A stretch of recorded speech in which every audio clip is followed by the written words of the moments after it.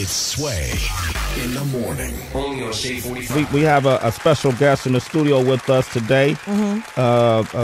Interesting person that, I first found out about reading about you, Mr. Lucas, and when I was a teenager, and actually seeing the movie that was based around your life, American Gangster, and finding out more about your story. And now you decided to do a book of your own called Original Gangster, correct? Welcome to the show, Sway in the Morning. Thanks a lot. Absolutely. Absolutely. Now you got this new book. Is it in stores right now? Yes, sir. Yes, sir. Yes, and how accurate is this book? I mean, this is your voice in this book, right? That's my voice. That's my word. That's my honor. That's your honor. That's right. What made you decide to do this book now? Well, there's been a lot of stuff written about me. Blah, blah, blah, blah, blah. And I kind of straightened it out. And then Almighty Dollar. The almighty dollar. Yeah. That still motivates you, huh? That's my motivation. Okay, dollar. okay. Okay, cool. What kind of things you feel like have been written about? Because, what we do know, you smuggled drugs, right?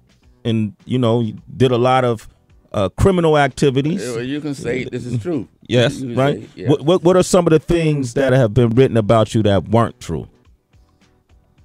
About 99% of the stuff they say because they don't know they didn't know what the hell they were talking about. Okay, so look, things like what? What is it that you we would clear up in this book? You got time because this going to take 2 years. 2 years? Wow, Hey, okay. We only celebrating 1 month.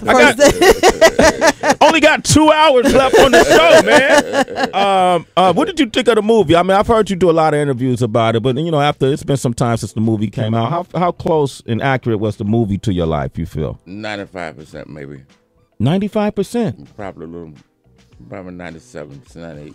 That's good. That's good. Yeah. Okay. I'm going to talk about Harlem. Because I moved here from the West Coast. I'm originally from Oakland.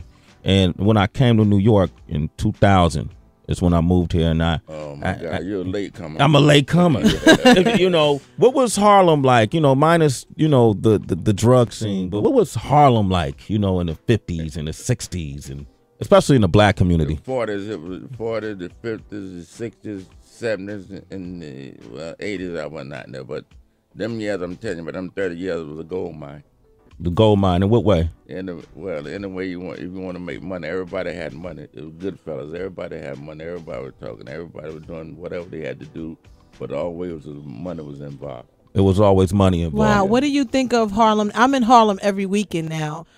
Just in the area, actually in 114th and Frederick Douglass. What do you think of the area? That was my. See, why don't you just say playing on 8th Avenue, 7th Douglas 8th Avenue? Yeah, right? that's why I am. Playing on 8th Avenue. Wow. I mean, why don't you just say 8th Avenue? Why are you going to Frederick? Oh, I'm sorry. Well, what do you think of it now? Like the new Harlem and what they saying about the condominiums going up? What do you think about new Harlem? It don't look the same. It's not the changed same. altogether. Right. When I come up here in 1940, in the 40s. Right. 40, yeah. I come up here. I got out and kissed the ground. I never seen that many people in my life, black people together. I'm from rural North Carolina. Okay. And it was beautiful. I love everybody on the corner doing money. Number guy had money in their hand and all that stuff. That's why I made my living, snatching money and running. Snatching money and And running. That's how you made your living. So now it's just not the same to you. No, it's changed altogether. 1,000 degrees change it, turn around. Right. Turned around. You know what I'll do? We got Frank Lucas in here. If you saw the movie with Denzel Washington and Russell Crowe, American Gangster, that movie was based on his life. He's served time, done a lot of criminal activities, but he also, we're going to find out what other things you've done with your life. You got a bunch of children too, right, from your loins, and you just read 7. 7. You got a new book called Original Gangster that was written, authored by Aaliyah King, right? And this is your story in your words, and you say that 99% of what people have written about you is incorrect, and you wanted to set the record straight, right? That's right. You can get it in Original Gangster. Okay, Original Gangster to tell the story. Let me ask you something, because your lifestyle has been the inspiration, in a sense, for a lot of subject matter in rap music that is considered extremely derogatory. that glorifies a life that could only lead you to jail or death, and that lifestyle has been accredited to the diminish of the black community in a lot of ways. Do you have any regrets, and how would you respond to a person that would blame someone like Frank Lucas and the things you've done in your life as being one of the reasons why the black community has been broken up? And not just the black community, you know, a lot of communities, urban communities, poor communities, because people look for the same lifestyle to make ends meet.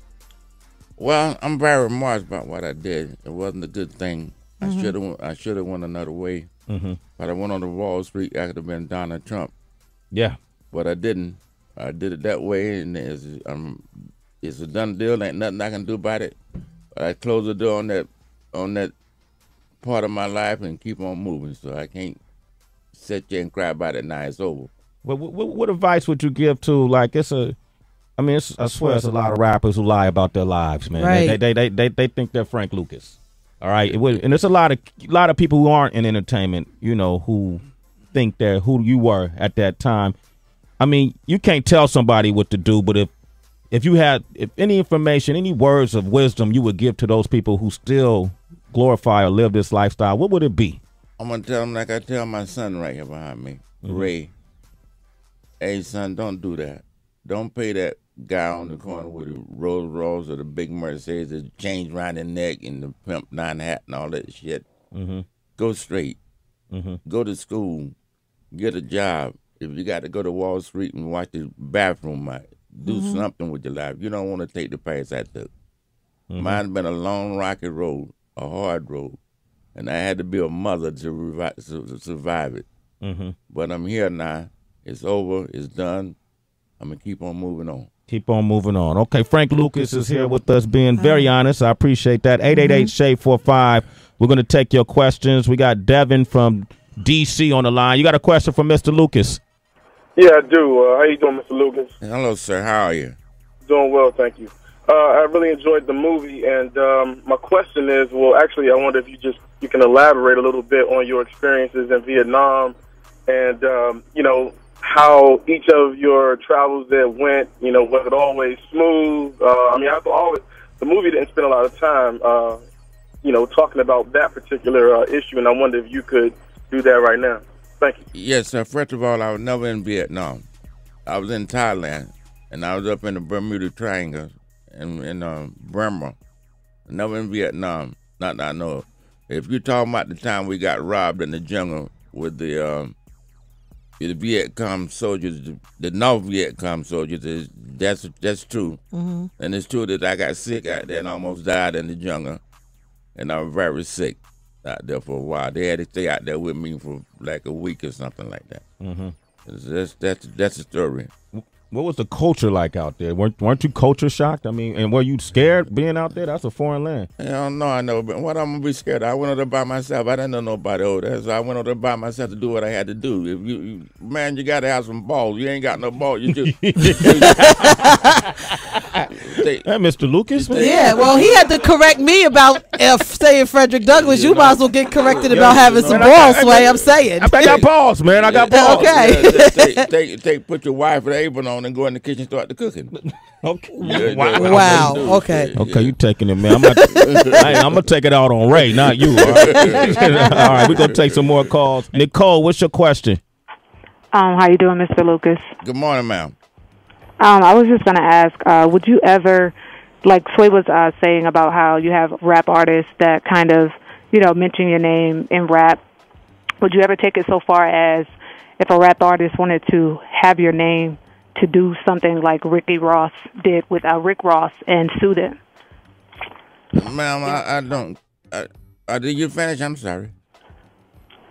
Yeah, she said, would you sue a rap artist if they took your name, if they assumed your persona? Yeah, there's a lot of rap artists have taken my name, used my name and stuff. Right here, Jay-Z was most popular, I guess. He used my name in the LP. I'm not trying to sue him. I don't care. If he want to put my name, I let him do it. You let him do it? I don't care. Okay, you got the book. They trying to get where I was. That's what they done, and then good luck to them. I will. All right. Original Gangster is the book. Mr. Frank Lucas is in here.